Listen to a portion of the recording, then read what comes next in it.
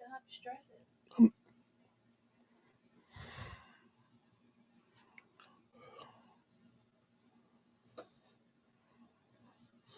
All right, let's go to YouTube, see what's going on. What? It didn't go live on YouTube. Hit the little button at the top. Oh, you see where the red icon is? Right here? No, go down some. Right there. Hit the top button above it. Right there? Yeah. I mean, I could just click go live, right? That's the same thing. Click right there. Yeah, but I hit it on Vimeo and it didn't go live on YouTube, is what I'm telling you. Listen. I'm checking it out now. Well, then just go live on YouTube. All right. Why don't you do it at the same time?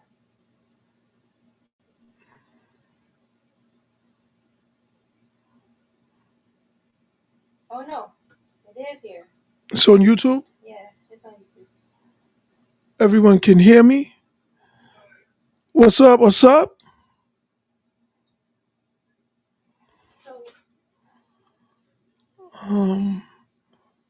So go to YouTube.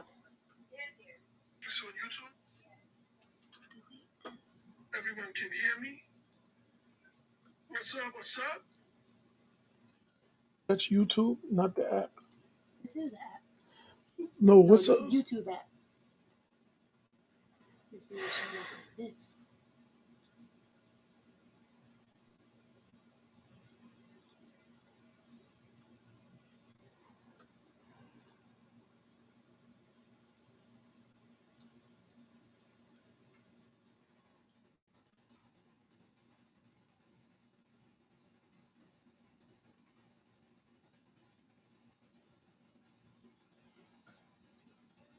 Boom.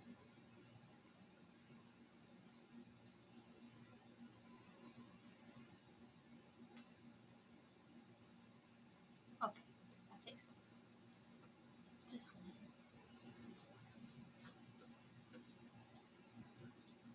It says live viewers 5. But you got 6 live viewers on the second one. They're all right. They'll come to this one. But you got 2 different ones going on? No. Yes. Go to this one. They can see. Yeah, but where can I? Hello, hello, hello. Let me mute the mic.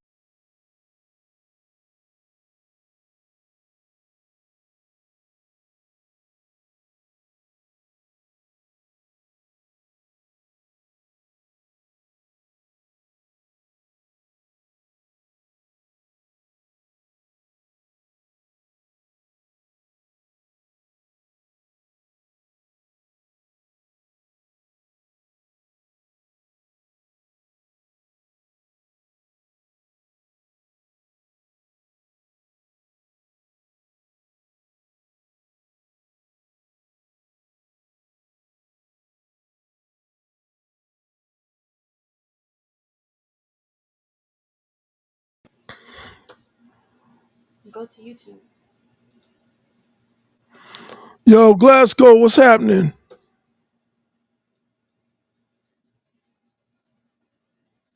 It's 8 people in here. Testing, testing, testing, testing.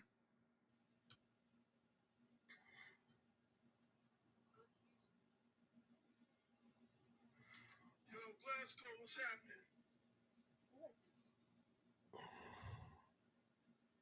It's 11 people.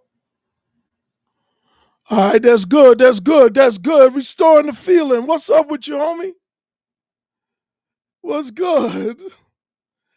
Yeah, I'm trying to use all these apps. I'm a little bit unsophisticated with it.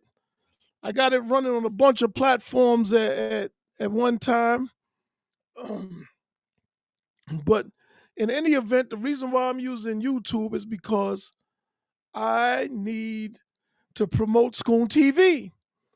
And because most people are trained and conditioned to to use YouTube, Instagram, and Facebook, I gotta meet them where they are, and shit. I plan to do this spontaneously though, not on schedule. I'm going to do the scheduled live stream every Monday at 8 p.m. Eastern via the ScoonTV app. The primary purpose of me doing this live stream is to promote ScoonTV, the platform, ScoonTV, the app, ScoonTV, the movement. Yes, I said movement. I'm just trying to get it all together, brothers. You know what I mean? It is what it is, man. Everybody complains about fucking Twitter and Instagram and YouTube and all that, but shit, this is where everybody is.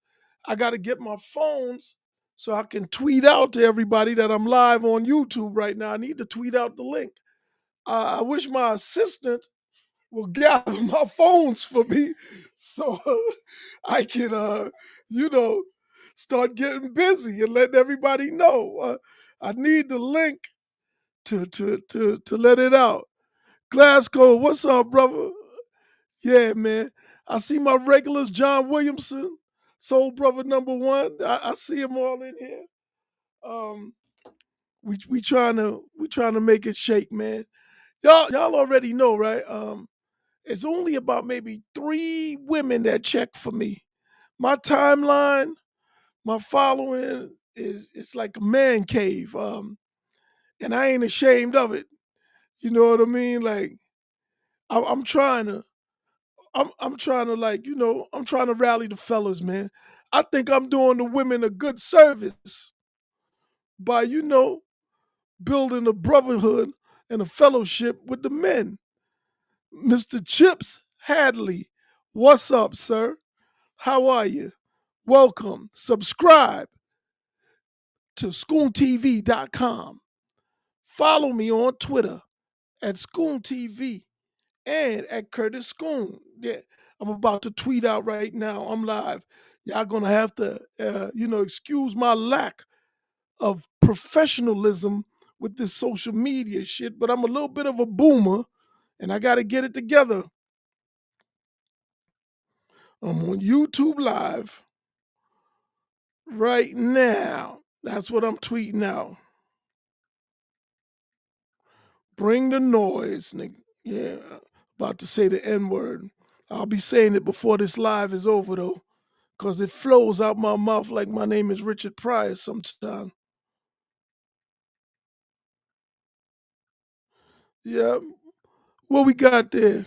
Just saw it on my YouTube subscription list. Yeah, I got 17,000 YouTube subscribers that I haven't I haven't tapped into.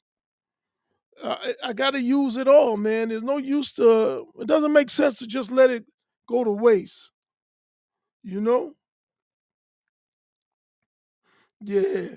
At Scoon TV, I went to the gym.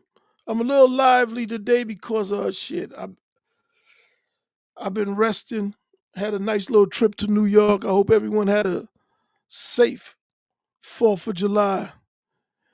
Take your time. It's only round one. Oh yeah, yeah, yeah. But I be trying to go for that first round knockout sometimes, bro. That's just how it is. You know, that's just how it is. Shit. I see them hearts up in there. Yeah, this the brotherhood right here, man. Fellowship. I ain't got nothing against the ladies. I'm doing it for them. But we start off by, building communication and bonds between the men. The men got to get it right, man.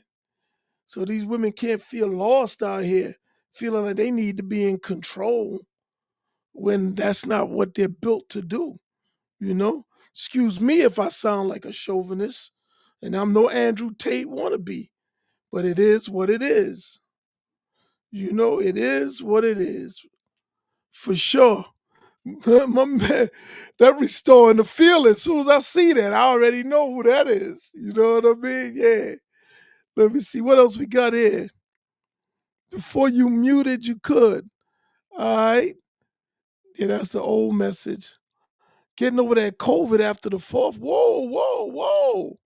People still getting COVID? Man, I'm sorry to hear that. How long did you have it, bruh? Was it a couple days or was it longer? I mean, yeah, men got to step up, Glasgow. JD, what's up? Yeah, man, I'm here, baby. I'm here. I'm here. I'm doing it for the people. I'm doing it for the culture, as they say. You know, look, man, I I, I don't even like to get out there and be just running around the street. First of all, every time I go outside, I spend at least I don't know $40. Yeah, I'm a miser. I'm watching all of it. It adds up. You damn right. Yeah, restoring the feeling. Let's go. You know, Peter Booker, what's up? Ready for this new era? Let's get it. I want everybody that's in here right now. I haven't seen some of you on my Monday night live stream. I get it. But please download the Scoon TV app.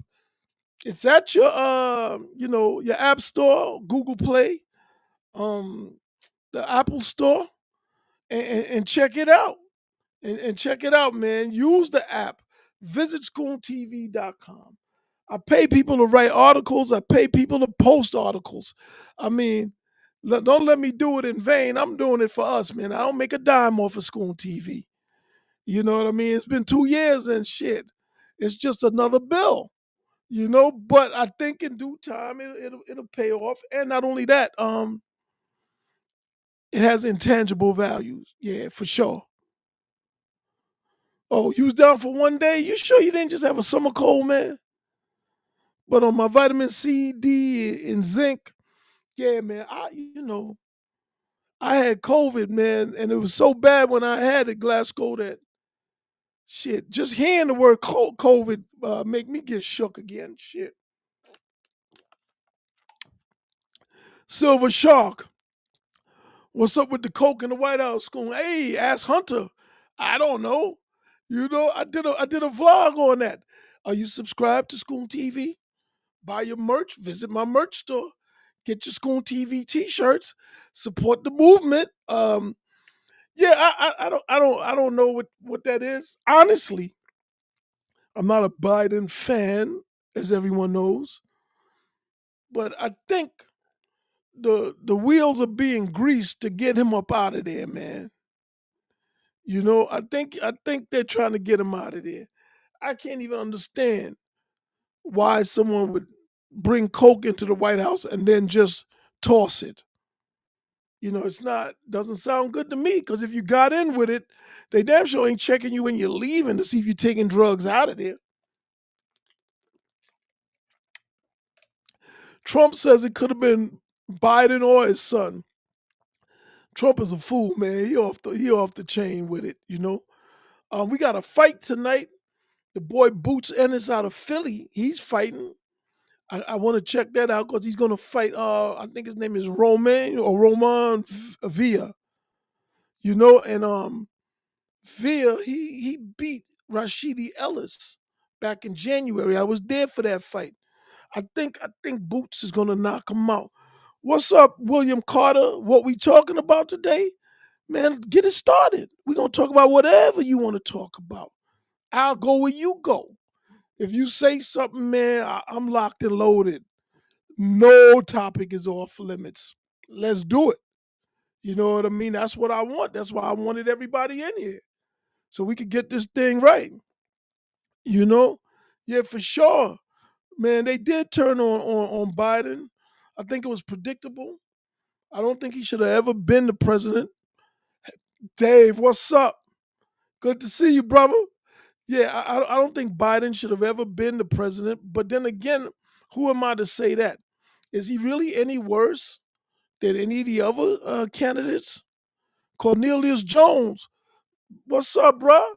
Download that app, man. I need to see you on Mondays in the live stream off the School TV app.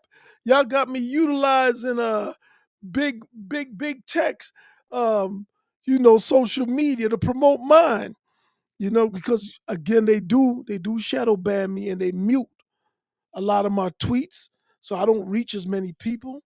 I got about 20,000 followers on Twitter, and I probably reach about a good 200. Ain't that a shame? Yeah, that's what's really going on with us, man. You know?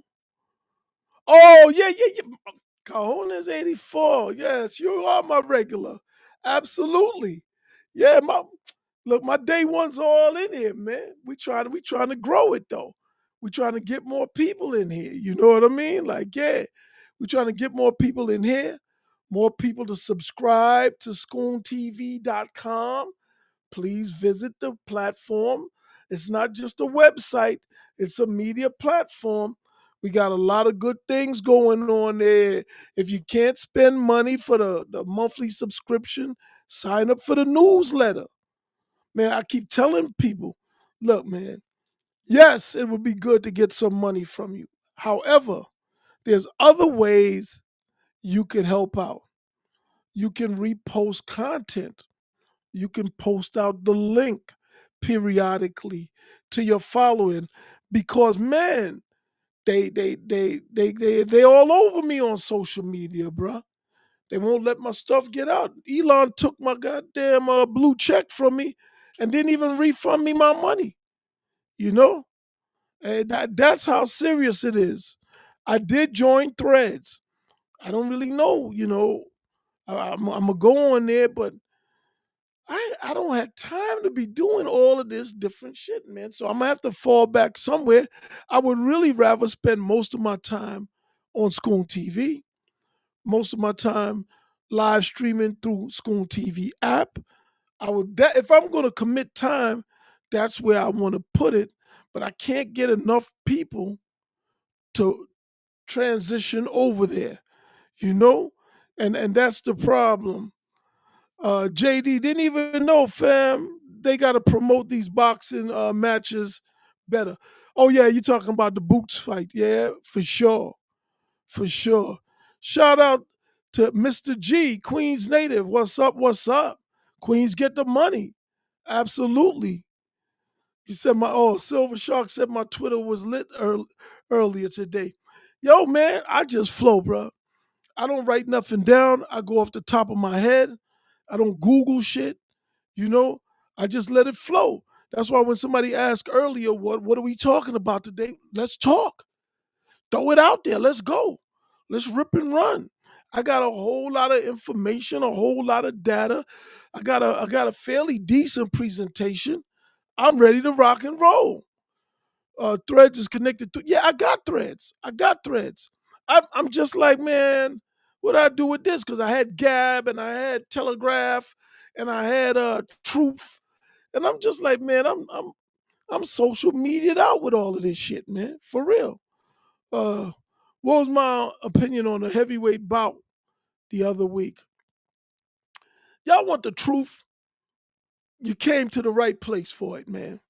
I like Jared Anderson, but Jared was supposed to knock that boy out. The boy took the fight on 12 days' notice. You can't promote Jared as the next Riddick Bowe and all of that. And the dude who takes a fight on short notice goes the distance with him for the first time in his career. And in front of his home crowd audience, no less. So he didn't deliver. He did not deliver, man. That's the deal with Jared. And he's a top rank. First of all, let me say this. I like what I see with Jared, right? I think the heavyweight division is so weak that if Jared gets committed at 23 years old, he can have a hell of a run. Now, here's the negative thing, William. Uh, Jared is signed to Top Rank, and Top Rank usually has the best matchmakers. They would have given Jared a knockout, but this guy popped up at the last minute to fill in. Unfortunately, I think all of Top Rank's fighters are overrated. It doesn't mean they're not good, but they have great matchmakers, and Bob Arum controls the narrative in boxing. He does. Either through, payola, or people are just trying to curry favor with him. So any fighter signed to Top Rank, they're gonna get a kind word. No one's going to be honest about them, you know? And and and then you got Jay Prince over there. He got the black fighters, and the truth of the matter is, a lot of people may not like what I'm about to say, but it appears to me that Jay Prince is there to keep the black fighters in line, right? And what I mean by in line, where they stay cool, calm, and collective with being on the back burner over at Top Rank, because that's where the black fighters are. You know, they really are. They're not going to get no money over there. If they want to get paid, they're going to have to leave over there, and that's the fact. Period. He focuses on Lomachenko, um, um, Tyson Fury, understandably Tyson Fury, but I don't understand Lomachenko at all. Money earning Mount Vernon in the building. What's up? I used to be on 3rd Street in Shabazz back in the days. Was it Shabazz? Yeah, I think the fish spot up there. Yep. Yo, you may need to do lives on Twitter also if they allow it. Yeah, I was supposed to get it all linked in together, because this one is supposed to be going through the app simultaneously. We was trying to set up Facebook and LinkedIn and all that, but and then, never, no worries. This is just the first one. I'm going to try and do this more often, but just not on a schedule. I just really hate. I don't hate, but I don't like schedules. I'm kind of uh I'm kind of accustomed to moving when I want, how I want. And when I say, yo, I'm gonna be there 8 o'clock on Mondays, I have such a strong sense of commitment that I'll I'll do everything else around that commitment. It doesn't even matter if I'm getting paid or not. That's just who I am. If I say I'm going to do something, I'm going to do it. So when it comes to these live streams, freestyling, what I'm going to do is I'm just going to periodically just pop up and be like, yo, I'm going live. Tune in and do it. Because really, I'm, believe it or not, I love the interactions more. You know what I mean? Like my psyche, my psychological profile is that I need something to shoot at. Figuratively, fellas. Not literally, figuratively, right? I need something to shoot at. So I'm not the guy that's gonna just sit there and talk to the fucking camera and be interesting. I need people to challenge me, to push me, to cheer for me. I need that crowd interaction. So the live stream is probably where you will get the best version of me. See, Twitter, I interact. If you notice, I respond to a lot of people on Twitter.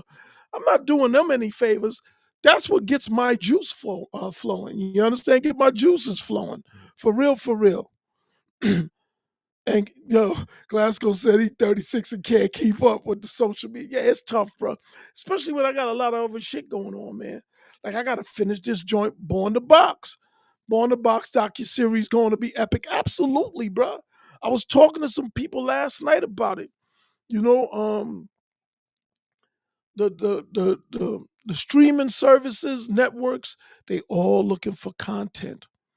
And they throwing numbers at me, but we're not throwing numbers at me, excuse me. They're throwing numbers in the air, right? And those numbers are not music to my ears, right? But I understand, because if you take the typical sports documentary, it's going to have a handful of notable people speaking, and it's going to rely heavily on archival footage, right? Man, I got so many people. I mean, people that nobody would talk to. They don't even know to talk to them, and if they did, they wouldn't know what to talk to them about. Or like my man Nichols told me after my call yesterday, he said it's some stories they don't even want to be told. And me, that's the story I want. The ones that they sweep under the rug, you know? The ones where brothers like Larry Holmes, Ray Mercer, Michael Spinks, Bob Lee Sr., who co-founded the IBF, and a host of others, no one talks to them. Richard Steele been in hundreds of fights.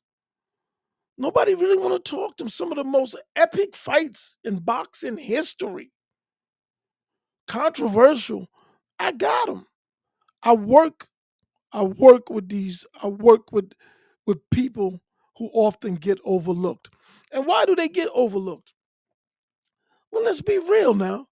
The people who finance these documentaries, they have an agenda to push, and their agenda often does not. How can I say it? It is not to our benefit, it is to their own benefit. And when I say our, I don't just mean black people, I mean even the fans. They're just selling a product, man. That's all. They just selling the product. Yeah, man. Asia's editing Born the Box right now as I'm on doing this live stream. You know, it, it, Born the Box is incredible, man. Like things are gonna come out in Born the Box. It's gonna shake the table. It's gonna shake the table. So they talking some money. I understand this because they thinking it's going to be just another sports documentary or docu series. But I understand the game. I would like to go to Showtime because Showtime has boxing. It's a boxing network, and this is a docu series that can promote boxing on the cheap compared to promoting fights. You know, you got to look at it, right? Let's just say each episode is $1 million, right? Hypothetically, I'm just throwing a number out there. Do you know what it costs to promote a boxing fight card? Oh man. So if you could promote boxing for $1 million regularly on a boxing network and it captivates the audience when you broadcast your fights, your audience is already tuned in because the documentaries are now going to have to take the place of what we had when I was younger. Tuesday night fights with Bobby Chiz and I forgot his name, Sean something, and um and then we had ESPN every Friday, and then we had Wide World of Sports on Saturday. These were all fights on free TV. So by the time the fighter got big, I became familiar with Riddick Bowe, watching him fight on Tuesday night fights and so on and so forth. Now there's only pay-per-view. And that limits the amount of the amount of exposure the fighters can get. You know, for sure. You plan on having screenings? That's not up to me. Whoever the eventual buyer is, they're gonna deal with that. I just want to make sure that the content, is consistent with my vision, and the compensation is consistent with the time spent and the final product. After that, it's all on them. But it's very important for the vision to stay what it is. Um, just peeped the Born the Box trailer yesterday and have it saved to post on my IG with a link to. Thanks, bruh. Yeah, oh man. That's right. The Born the Box website is borntoboxfilm.com. Go check it out, man. Man, I got Sammy the Bull Gravano in the joint. I went and interviewed Sammy in person, bro. People say, "Oh man, Sammy's a rat and this, that, the other." Look, I don't care. He had something I needed. He said something that was so crucial when he was talking about Don King. He said Don King actually pushed the mob out of boxing, not with muscle, but because he paid the fighters so much money that it was no longer even worth it to fix the fights. It was more lucrative to own a piece of the fighters. Sammy said all of this on camera. See, these are the things that nobody talks about. You know, they so busy selling their D-list fighters and products that they don't really get into the nuts and bolts of what made boxing great. People need to be reminded of why boxing is a great sport, and people need to tune into it. Why does it seem racism is so prevalent in boxing as opposed to other sports? John, I think racism is prevalent in all of them. It manifests differently. And racism is a tool, a ploy to maintain the power structure the way it is. So when you say racism is used in the marketing of boxing, yes, because it deals with a lot of ethnic rivalry and, you know, which man is stronger and which man can defeat it. It caters to the to human ego, right? But when you think of it, look at basketball, there's a push to recruit Eastern European ball players and even Asian ball players because they no longer want to rely just on black talent. So you get a guy like Jeremy Lin. I mean, Jeremy Lin, I'm not going to say he didn't belong in the NBA, but he was a bench player. And I don't mean sixth or seventh man. He's a guy who might have been good for about 4 minutes in a game. You understand? But when he was with the Knicks, they saw the opportunity to promote him above Carmelo Anthony, who I think went number two that year. You know, I mean, when in the draft, it's tough, man. You know, I don't want to seem like I'm promoting victimhood or victim ideology. And I'm doing okay, man. I'm not crying the blues at all, man. I'm finding a way. I'm succeeding in spite of. But I will tell you, man, for black men to even eke out an above average existence, they have to be damn near exceptional, man. And I don't think it's like that for everyone else. A lot of those problems are, you know, our issues with each other. We don't respect each other, but a lot of them are external.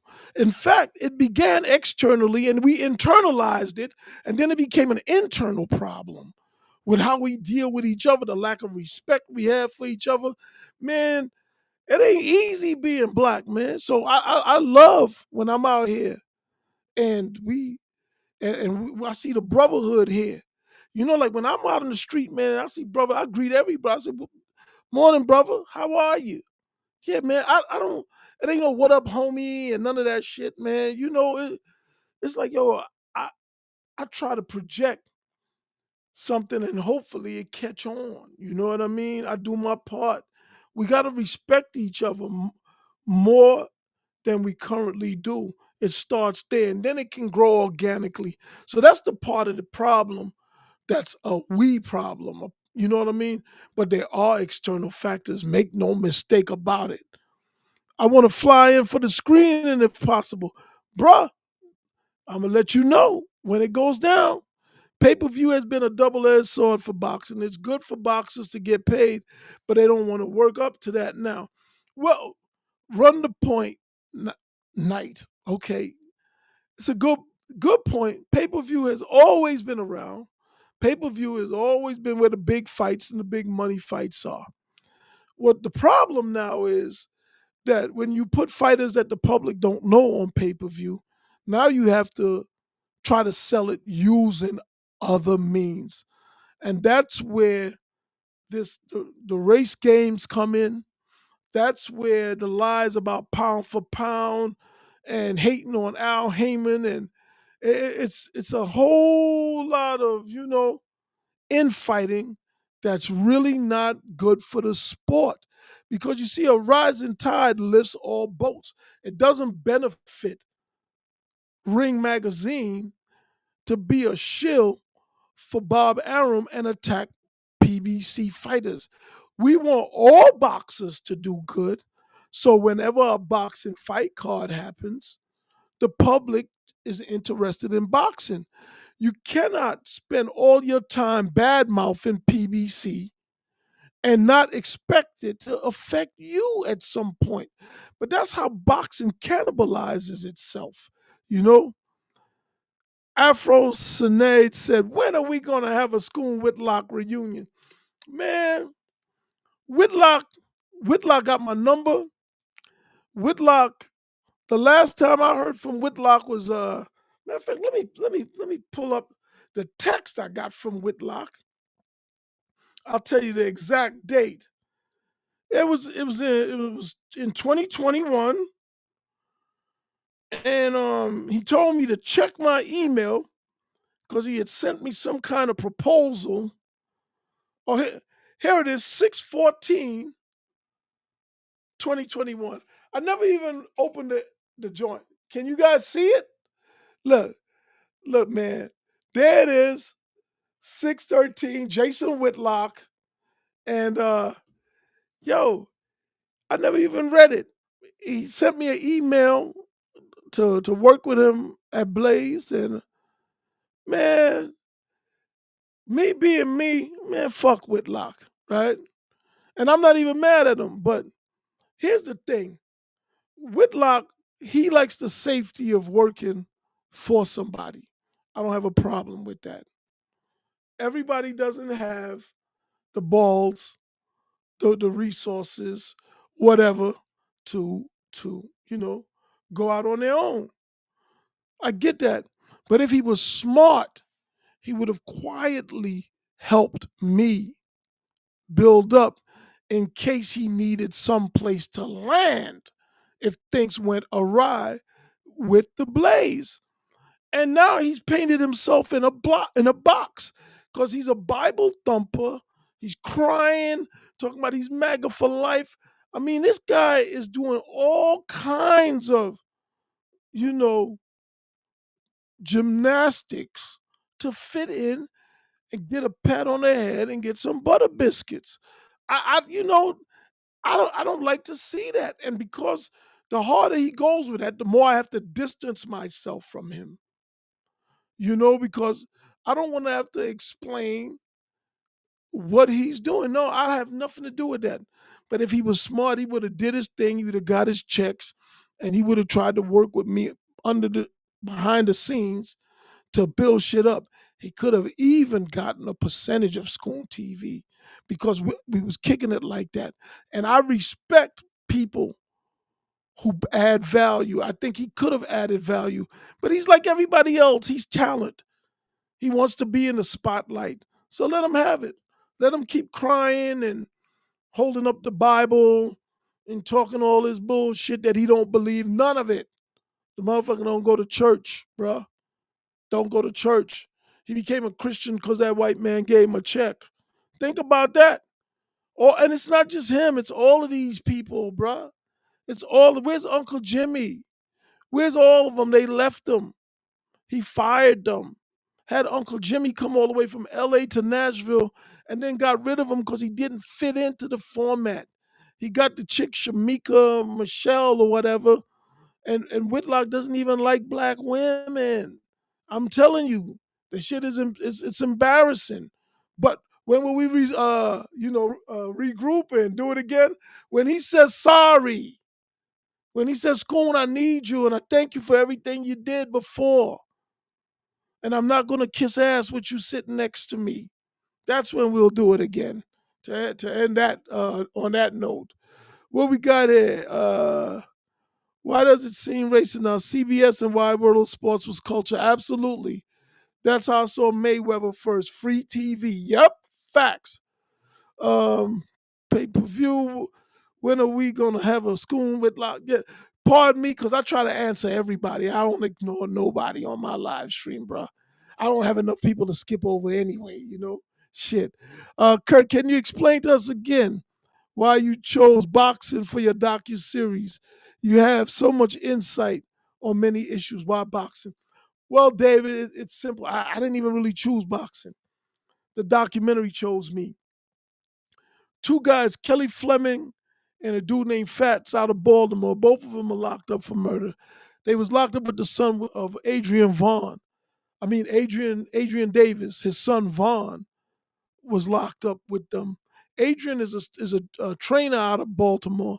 He trained about 14 world champions, and they wanted to do a documentary for Adrian. So they got somebody to shoot it and put things together. And of course, they didn't know what they was doing. So they reached out to a mutual friend who knew about the work I did with Black, White, and Blue. So I got on a call with these two gentlemen in prison. Both of them, one got 50 years and one got 25 years. But that's the thing, though, right? I'm not trying to glorify them or anything, but think about this. These dudes are in prison and they putting together boxing documentaries and shit. Like, I mean, the shit they had wasn't that good. But look, man, life does not stop for nobody. There's no excuses. And on a side note, my man Quad did 27, came home. He got 3 trucks running right now in North Carolina. Straight jobs, doing deliveries all over the place. But anyway, back to Born the Box. So I took on the project to clean it up. I looked at the footage that they had. None of it was good. So I restarted shooting it. They didn't give me any money. All right. Took it on myself. Just like, all right, I'll do it. And that's the problem with me. I gotta limit the access to me because yo, man, I'm not good at saying no. You know what I mean? So anyway, I looked at the footage. I was like, "Ah, we can't use none of this shit." So I started shooting it myself. And once I started shooting it, I started realizing that Adrian is a great trainer, but he's not the he doesn't have the marketability, man. So I expanded the project. And that's how I got in to Born the Box. So Adrian's still gonna get his shine because he's in the film. Uh Kelly's son, Isaiah, is in the film. He's the kid hitting the mitts with Adrian. We're gonna promote him. That's what I do, man. Like, I don't really, I'm not a whore for money, man. I try to do the right thing. And it's also why so many people in the cut that you don't know of, that if I call, they come. Because this is what I do, man. You know what I'm saying? Like, yo, I spread love. I ain't from Brooklyn, but I spread love all day. You know what I'm saying? William Carter said he remember when they compared Linda Magic. Yeah, bruh. Yo, it's like, yo, and I don't have a beef with Lynn. But he's a fucking, like, he's a bench player. He's a role player. He's a 4 minute a game player, tops. And not even every game. But for us, it's expected for us to be good. Everybody else, oh man, if they do whatever. They're the greatest thing since sliced bread, man. You know? And that's the racism that you don't see that's unlike boxing. John C. Baldwin, what's up, brother? What advice do you give to other founders who see how the game is rigged but refuse to give up? Man, look, I'm in the fight myself, John, but knowing is half the battle. Moving accordingly is the remainder.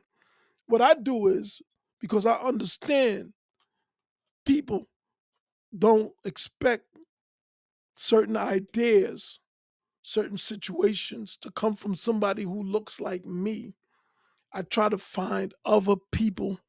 I think in the 48 Laws of Power, they call it a cat's paw, you know? So with the filmmaking and stuff and all that, Asia's out front, right?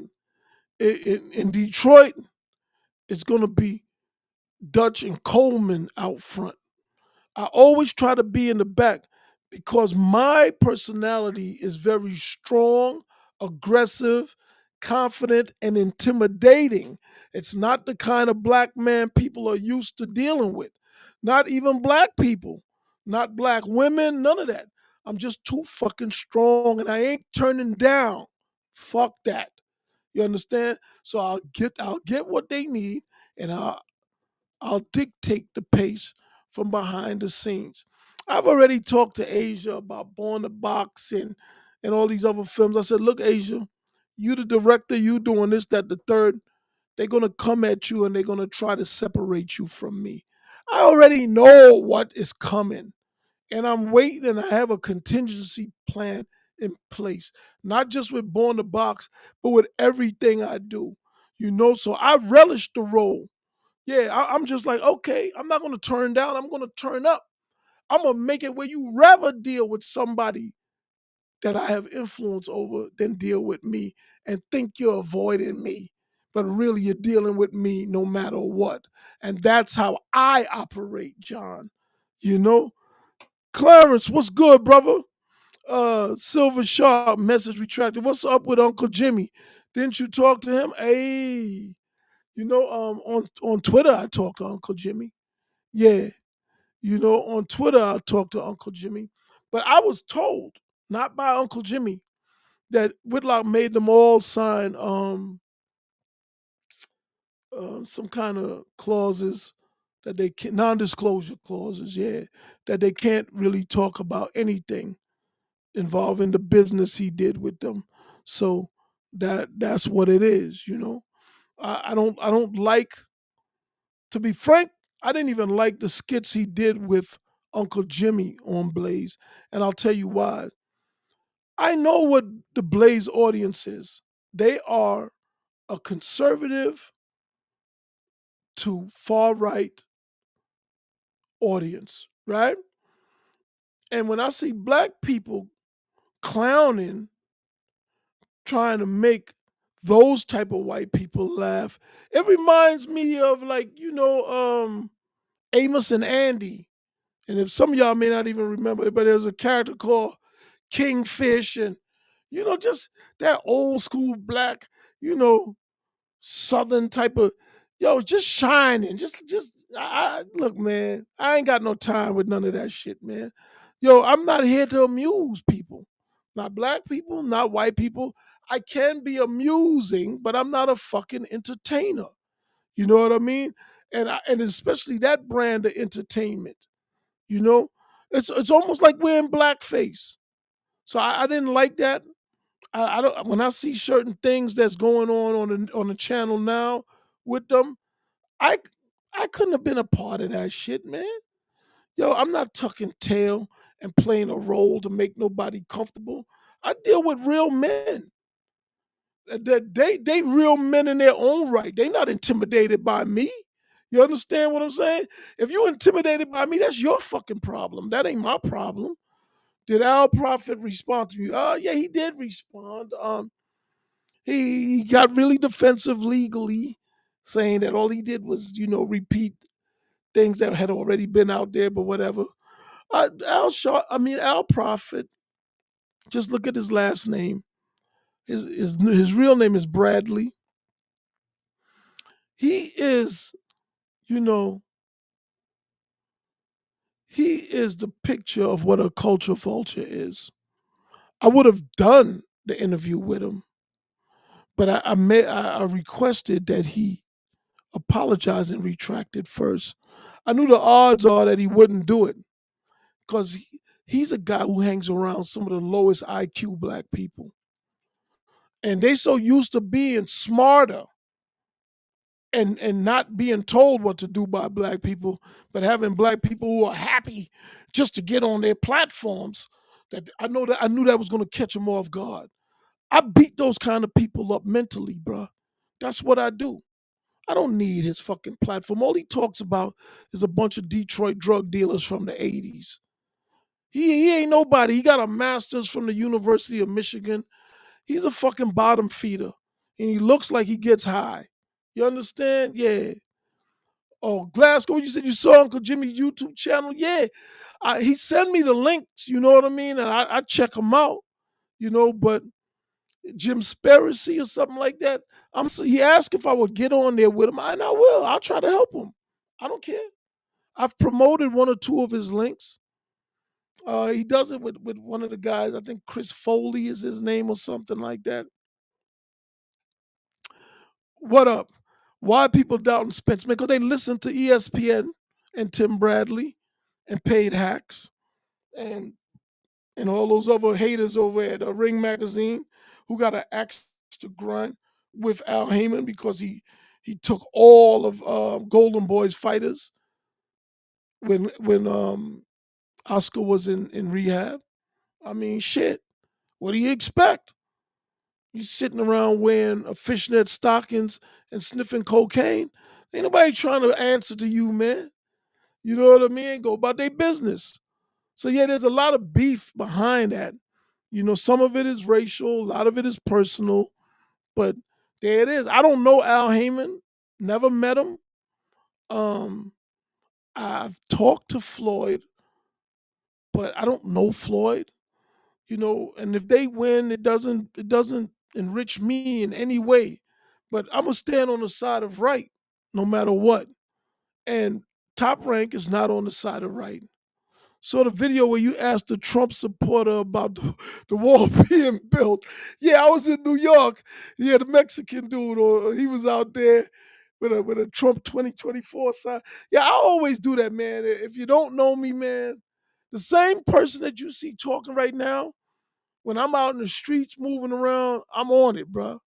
This is me. I ain't in character or none of that shit, man. I'm gonna say what I got to say, and I don't need a bunch of people with me to say it. I don't care who's around, man. They're gonna have to grin and bear it. I've always been like that. I tell people when I was a kid, not a kid, but a young man, I used to go in the barber shop and just catch wreck and drag everybody in there. When they saw me coming, they'd be like, oh no, here comes Knockerfeller. Because I used to drag everybody and they couldn't do a goddamn thing about it. So I'm accustomed to that. You know what I mean? Like, so I'm gonna say what I got to say. Yeah, for real, for real. So the video, bottom line is that basketball is a meritocracy. You won't last if you cannot produce. Yes and no, right? You won't last if you can't produce. This is true. But there are people who can't produce who keep getting contracts, though, you know, for various reasons. Maybe because their agent has a good rapport with the GM, do it as a favor. It ain't as cut and dry as you described, but you are correct that if you don't produce, you won't be around. You know what I mean? You won't last. Eventually it'll run out. You'll get one maybe gift contract and then it's like bye bye. Did you talk about the affirmative action ruling on Spoon's World? Yes, I did. You got to subscribe. Yeah, you got to subscribe. I've been tweeting that. I tweeted that one out the other day. It's up there right now. I got some more going up today. I was running a little bit of behind because I was out of town, and I gotta record. I gotta do all kinds of shit, man. But my I even did a rule of law with Judge Joe Brown, and he broke it down from a judge's perspective about it. And according to him, I'm just summarizing. We went over an hour, but he doesn't see anything wrong with the ruling. It's about admissions to colleges, and truthfully, I don't know how much we need. We need that now, to go in debt and all that stuff. But again, he broke it down legally. I did that before I left, and it's up. I had researched it. I pointed out on Twitter that Van Jones got a law degree from Yale, and he ended up working for Jay Z. I know he's just one person, but I think at the end of the day, right? For me, these type of schools, getting into these schools exposes you to a network, and hopefully you can tap into that network when you graduate. Sometimes it works out for you like that, sometimes it doesn't. My youngest brother graduated from Harvard Business School. Um, he scored in the 94th percentile on the GMAT. He was not an affirmative action, admission. I'm sure they was glad to get him because he's black, but really, he scored he scored so high that it was higher than the average white or black applicant. So he was with the Asians in the 94th percentile, right? And I was on Harvard campus with him, and there was a guy that had waved to him, and he told me the guy had did some company and sold it for 300 million, and then after he sold it, He just decided to come back to school to take something else. And this is a guy that my brother knew. I mean, the guy was on the other side walking with a girl, and he waved at my brother, and my brother waved back. To me, that's the thing about going to those type of schools. These are the people you meet. But even when you meet those people, right, if you don't have something they can use, I don't know how much it benefits you. For me, I went to HBCU. I went to Hampton undergrad. I only went 1 year. I went as a result of I was out on appeal, and the judge allowed me to stay out on appeal bail because I had the foresight to apply to college, and in anticipation of a possible conviction. The conviction came.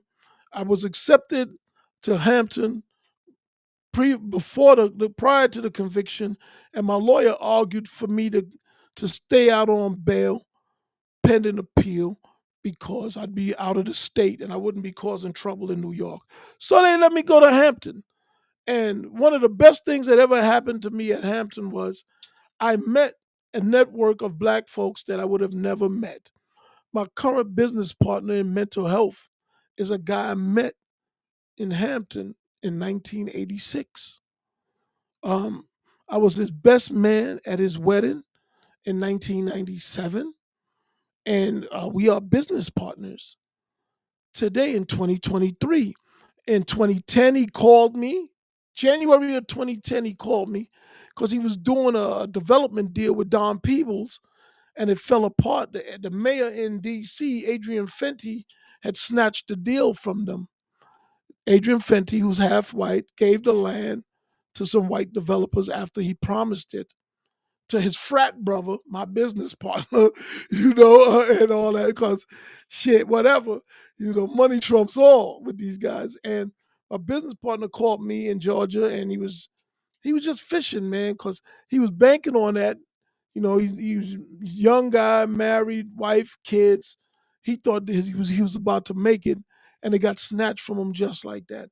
And it just so happened at that time I was trying to put together something to do in mental health, and shit, I was on my way to New York to set something up, but his timing, I redirected and came to DC with him, the guy I met at Hampton in 1986. Because when he told me who he knew and his connections, it just, I changed my mind just like that, right on the spot. I'm that type of person. I decided not to go to New York and come to DC. And I've been here ever since. I landed in DC December 1st, 2010. And we've been rocking and rolling ever since. And I met that guy at Hampton. And that's the part of the story that's important. That's what college is about, man. To me, it's not about homecoming. It's about none of that stuff. So if you could meet people like that at a HBCU, you could only imagine the kind of people you would meet at an Ivy League. Because these are the children of the creme de la creme of the country. So you're not supposed to go there and bullshit. You go there and you network and you forge relationships that's going to carry you through for the rest of your life. That's what the tuition is really for. You would have never had chance to get access to these people. So back to affirmative action. Look, man, a lot has changed since those rules were implemented. And I don't think that a lot of people are going to these PWIs anyway. Not a lot of black people. First of all, they cost a lot of damn money. And the threshold to enter with the test scores, I'm not saying we can't make it, but it's really just for the exceptional and the elite. It's not something that's supposed to be for everyone, not even white people.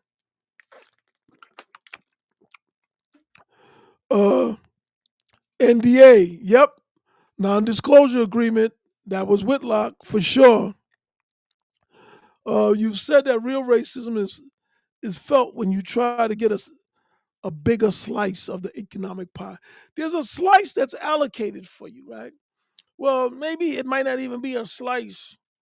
It might just be the flour that's still on the goddamn, pan that they needed it on. I don't know. How would you respond to people who use the economic success of Asian Americans over white Americans?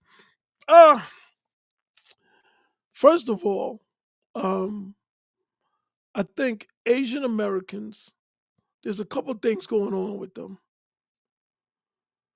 A lot of them are really, really poor, right? There doesn't seem to be a middle class Asian American. I'm sure there is, but there doesn't seem to be. A lot of them are really, really poor because they are like a closed society where the very elite or wealthy have no problem exploiting the fuck out of the poor of their own, right? That's number one. Number two, Asian Americans don't flaunt their wealth. If they did, that might be the end of it. You got to get your money quietly. You understand? So it's not their success is not proof that racism doesn't exist. Their success is really a blueprint of how to succeed in the face of racism. They're very quiet, man. Those fucking people ain't out there protesting. They're not on TV all the damn time arguing. And when you see those nail salons and all those other businesses that they own, they work the fuck out of their own people, bro. I mean, yo, in Chinatown in New York, they was damn near they had them as indentured servants over there. They would have to pay to get transported to America, and they'd have to work it off. They do things that we just don't do. That's why the comparison isn't fair in my eye. But I will say the part that they do that I like is that they just be quiet. They just be quiet. Black people don't know how to shut up. You give a black motherfucker $2,000, he got to be there with with the money next to his head, like he got a fucking a telephone next to his ear or some stupid shit, man. Look, we need to tone it down, bro, because you got a lot of poor white people, and it bothers them to even think that black people are making all this money, and we're not making as much money as we like to act like we're making, because Lyndon Baines Johnson did say, nothing angers a white man with a nickel more than to see a nigga with a dime, and that's still true. Noah Randall, as black Americans, we need to exercise NDAs as well. Hey, man, I started. What's good for the goose is good for the gander. Peace to the chat and salute OG for being the realest. Hey, man, I try. Salute to you. The movie Bamboozle is what you reminded me of with what you just said. Uh, yeah, what we got here? That part of the show was cringe for me too. Oh yeah, yeah. For sure, you must be talking about Whitlock. You know, much respect, Scoon. Much respect, John C. Baldwin. Eric Taylor. Has Ice Cube reached out? Yeah, hell nah. Ice Cube ain't reaching out. Ice Cube full of shit. I knew it. I knew it from the time I gave him a shot, but by the next day I started tearing into him. Yeah, because you gotta straighten up real quick, bro. Ice Cube has a Jewish partner. Ain't no black gatekeepers stopping his Jewish partner from making money. The problem is that the timing of what they started, COVID has undermined the sales of the fucking NBA, much less the big three. The ratings for the NBA is going down. You can't get a bunch of you know, C list basketball players and put 3-on-3 on and have people show up. We talking about Ice Cube is marketing this thing to the hip hop audience. And if there's ever been a clout chasing audience, that's it. You know, they want to come and see some big stars or something so they could feel like, they one of them. And I don't know if that big three thing is going to work out, especially now. Oh, Jalen Green on cam getting humped by his teammates. Look, man, This is what this is what the world has come to, right? So we got terms like queer affirming, gender fluid, non-binary. He grew up with that type of shit. I think he had some fingernail polish on or something. Yo, these dudes are different. I don't even know if he has a father. He's probably been molested already. You know what I mean? As a kid. So now he thinks he likes it. Who knows? I don't know. I don't I don't rock with them dudes. You know what I'm saying? They do what they do, man. I don't, yo, when I see them, I'm gonna tell you to be honest with you. They may be black in appearance, but I feel no kind of connection to them. You know, none, none whatsoever. Royce White. I don't really know about Royce White, man. Somebody said that he didn't like to fly on planes. That's why he didn't make it in the NBA or something. He seems like he's going the conservative route. I don't. Yo, look, man. God bless him. I hope he do some good. You know what I mean? Like I I get categorized as conservative. I think I'm socially conservative, but I wouldn't call myself a Republican. My biggest beef with the Democrats is simply they're using black people as the face of a lot of degeneracy. They're transforming the black community, and they're preying upon the weakest among us, uh, the single mothers, you know, black women who are out here on their own trying to make it, and their children. So I don't like that, but in the same token, I'm trying to do a development deal in Detroit. If it was a Republican mayor, I wouldn't have a chance to get that deal done. They don't break bread with people who look like me. Both sides have their issues. For the Democrats, they deal with a lot of, like, to me, what I would call, immoral agendas. And it's not to say that the Republicans are any more moral than the Democrats. I think they're all the same, to be honest with you. But there's a difference about what you promote and normalize, and what you do behind closed doors.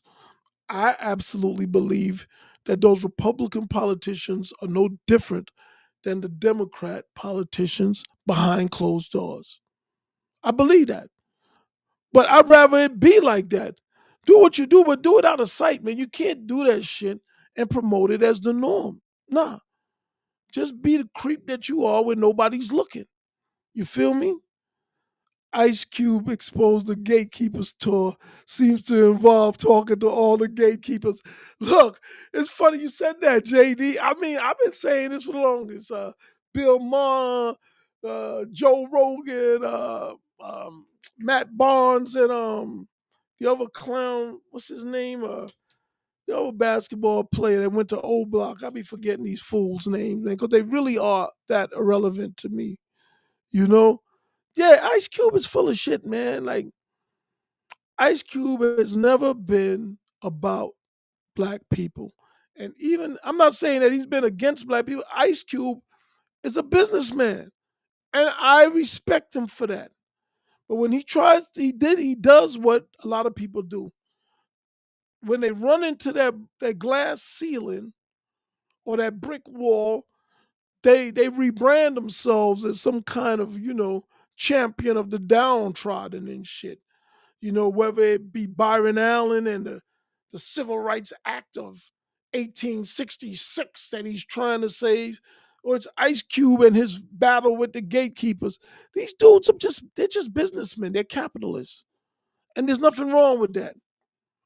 But man, they sure know how to play on our gullibility as a community. Not mine, but shit. Scoon, you said it's time for you to leave DC and your business on Twitter the other day. Were you serious about that? Look, once I get this development deal going, I'm not going to have time to be in DC. We're talking about $100 million deal. I mean, it's not my money, but I'm gonna be a very bit player in that. By the way, right? However, once you go into business with the type of people that I'll be partnered with, and it'll open up so many other doors for me to do different things. Unfortunately, there's so few of us who add value, who can think strategically and understand what's expected of them, that when someone shows up, everybody seeks them out. So if I pull off this thing in Detroit, I expect to be one of those type of people. And yeah, I wouldn't have time to do the DC thing. This is why I want to build a, a a broadcast studio for ScoonTV. I want to employ young journalists, communications major students out of Howard or whatever. I want to put people to work. I'll come through, but I can't shoulder the burden of content creation once it gets to that point. I will always keep School TV and keep it rocking and rolling. You know what I mean? I think it's a good thing. But man, I'm at the precipice of doing some some major things. And that's where I have to focus because I don't want to be one of them people that's asking for money to finance my ventures. So I got to go get the money and finance it. Imagine this, School TV has been around for 2 years. It has not done anything but cost me money every month. Okay. What if I didn't have the money to pay for it? It'll just be grand opening, grand closing. So the important thing is to go out and get some paper. And that's the path that I'm on. And for everybody that's in here, please download the School TV app in your app store, Google Play, Apple. Visit ScoonTV.com. Buy some merch. Buy one of these T-shirts. Do something. Help the cause. Sign up for the cost of a latte, $4.99 a month. You can get my vlogs exclusively because I don't post content on YouTube anymore. I'm only using YouTube today and will continue to live stream to promote the site. But if you want to keep track of me, that is the best place to find me. And also, if you download the app, I do a live stream via the app exclusively every Monday at 8 p.m. Eastern. Will I do more live streams on YouTube and Instagram and Twitter and all these places? Yes, but only to promote my platform. And this is a sample of what I do or what I can do or what you're going to get. Like I said, I will answer all questions and discuss everything. I'm pretty well rounded, I believe. You know, Jonathan Glasgow, fraternities and sororities at colleges are critical to the networking into elite society too. Unfortunately, I couldn't fit that mold. I'm gonna tell you, my business partner is a Kappa. He knows exactly how I feel about all of this shit. See, that's the funny thing about me, right? I can maintain the views that I have, share them with people, but I could separate things and deal with you as an individual. And that is very important. You have to be able to do that.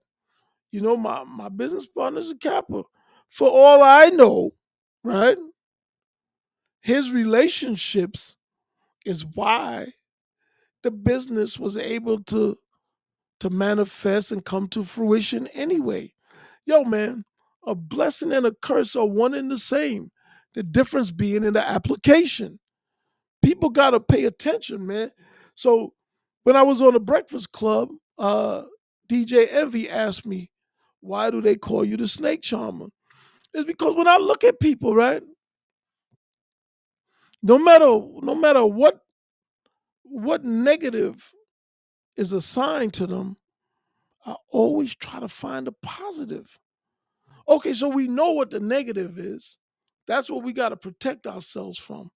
But is there any way we can get something good out of this situation, out of this person? Do you know how many cures are derived from snake venom and poisons? The same thing that can kill you can save your life. But you got to be a thinker, man, and you can't be intimidated, and you got to look at that. Cornelius Jones says, I've been watching Colonel McGregor talk about the war in Ukraine. He seems to be the only person in media to be telling the truth on what's going on. And look, man, it's funny, bruh. So I've been watching McGregor for a while. I'm starting to think that is McGregor's role to push that narrative that Ukraine is is on its last leg. Like McGregor, he doesn't give the Ukrainians any credit. And listen, I'm not pro-Ukrainian, right? But I'm starting to see that this war been going on for a year and a half. What's taking the Russians so long to finish these people off? And if you listen to McGregor, it's like the Ukrainians have nothing. They're about to go under. It's almost like maybe that's what he's supposed to be saying. Maybe he's a disinfo agent. I don't know what's going on. He had me at first, but I'm getting a little sketchy on him now because he's been predicting the end of Ukraine for too long for it not to have happened. And he does it with Judge Napolitano. I know you've seen them two together. And these people are all connected with the government. I'm very suspicious of people who are very public with anti-government views, and nobody's stopping them, and they're getting more and more access. Like I'm very suspicious of things like that. But that's my take on that, man. You know, extra points for using Cretan in a in a sentence. What's up, bro? The freelance teacher. How are you, sir? Yeah, he writes for ScoonTV. If I'm not mistaken, yeah, he writes for ScoonTV in the town hall section. Douglas Marola. You should check him out. He's got an article in there right now. It should be up. I didn't check, but I saw the invoice. Yep, 60 years of voting for the same party. Yep. Stephen Jackson, yeah, that's the clown's name. Lucifer Morningstar, hey, interesting name. Scoon, you're a great social commentator. I hope for your continued growth and success. Thank you, bruh. Thank you, man. All I do is tell it like I see it. Yeah. The Scoon app is great. All the vids are worth it. Thank you, sir.